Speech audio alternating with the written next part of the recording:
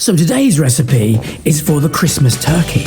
Now, many turkeys you can buy are oven ready, but you can do all the messy jobs like getting the butter down the skin of the turkey, which I recommend, and cover them with the turkey with streaky bacon. You can do that in advance and not be messing around with your turkey on Christmas Day. Now, choosing and cooking your turkey is important, but I would choose the best and freshest turkey that you can afford. Prepare the turkey with some salted butter pushed under the skin of the breasts. At that point, you lay over 6 or 8 rashers of streaky bacon on top of your turkey, so you're preparing it in advance.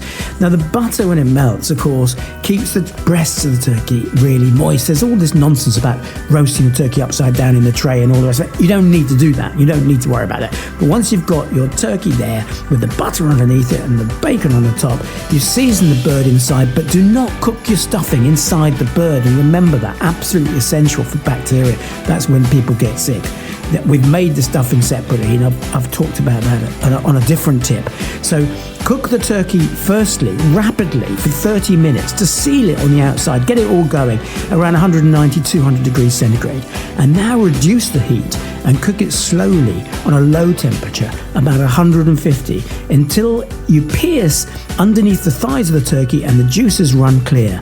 Now, whilst it's cooking, and it will take some hours, but there's no rush. You know, Christmas Day is the whole day. You don't need to serve it at 1 o'clock at lunchtime. It's actually nicer when it's served a bit later in the day. So baste the turkey with some of the fats that come from the bird, but I also make a basting liquid to help it out a little bit more, made of melted butter and some thyme and some salt. And every 20 or 30 minutes, just ladle some of this on top of the bird and keep it lovely and shiny, keep it lovely and moist. And then when it's cooked, another great tip is to allow it to rest before you carve it straight away. And by that I mean you just take it out of the oven and you sit it on the side and leave it for 15-20 minutes and then say, hey, turkey's ready, take it to the table and carve it.